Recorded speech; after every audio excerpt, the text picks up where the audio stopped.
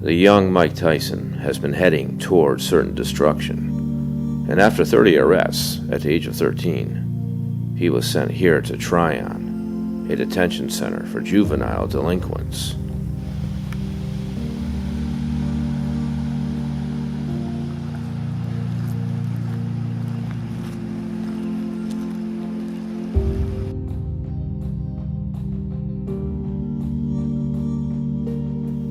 It is here at Tryon that Mike would soon learn about this man, a strict disciplinarian named Bobby Stewart, who would show Mike the path to walk, which would take him towards his destiny of excellence and greatness in the world of boxing.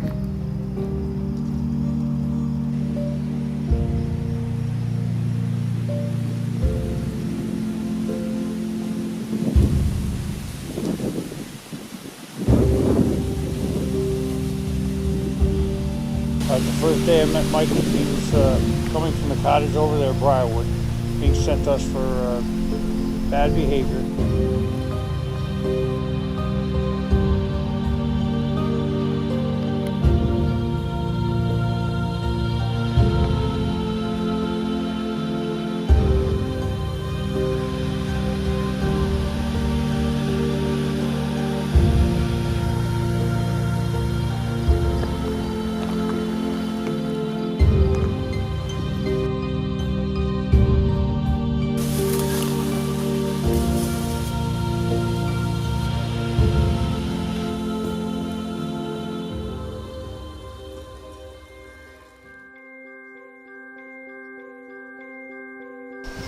I worked here at the Elmwood Cottage, and one afternoon we were called, transporting a kid from the other cottage over there, Briarwood, one of the open programs where the kids that had lesser offenses were in there, and they weren't. Ours was a lot like the maximum secure of Tryon at the time.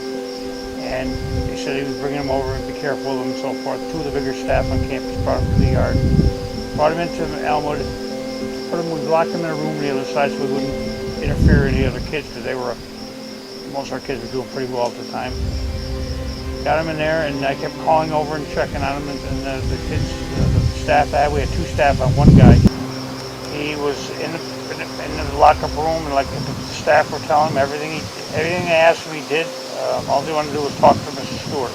He wanted to become a fighter. I call over every hour to check on him. Well, 10 o'clock, 11 o'clock, when all the rest of the kids were in bed, we didn't bring him back over to the cottage in case he acted out. We didn't want him to get the other kids all in trouble. They're all riled up too. We waited till the other kids were in bed, and we brought him back over, put him in a little room, locked him in the room, and I went over and banged on the door and slammed to intimidate him.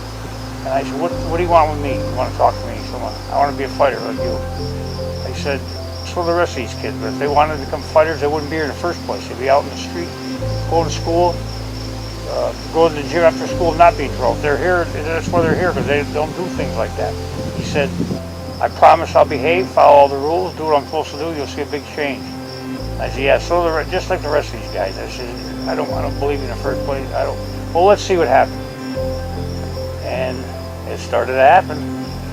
From the next day on, reports from the school, they had him as borderline retarded. He was, second grade reading level or something like that. And I said, he didn't go to school. I talked to one person. I said, he didn't go to school for the last 2 to 3 years. I said, how can you tell him he's retarded? He didn't go to school. He doesn't know what he's doing. Yeah, well, anyways, he went from a third to a seventh grade reading level in a matter of 2 or 3 months, because he was trying. And I got this other little kid that worked with him to help him with the grades, and he did really well. Didn't get any more trouble. Acted, other than a couple of minor things, and just continued to do well.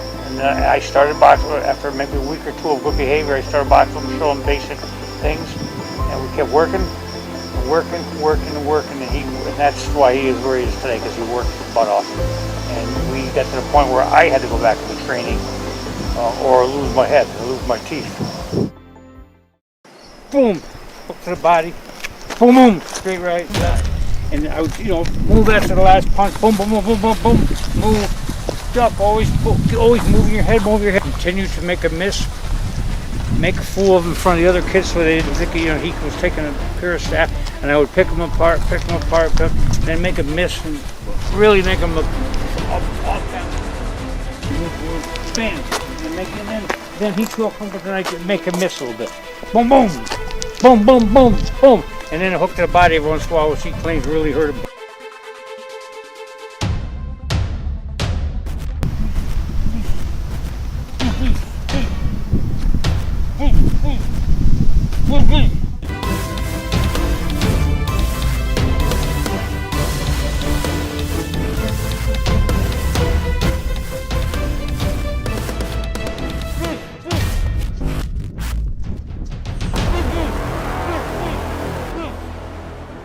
After we got done a couple of times, he said, "I didn't do as good as I thought I was going to do." I said, well, "Big deal." I says, "You don't." He didn't realize, and I explained to him later. I'm working hard to stay ahead of you.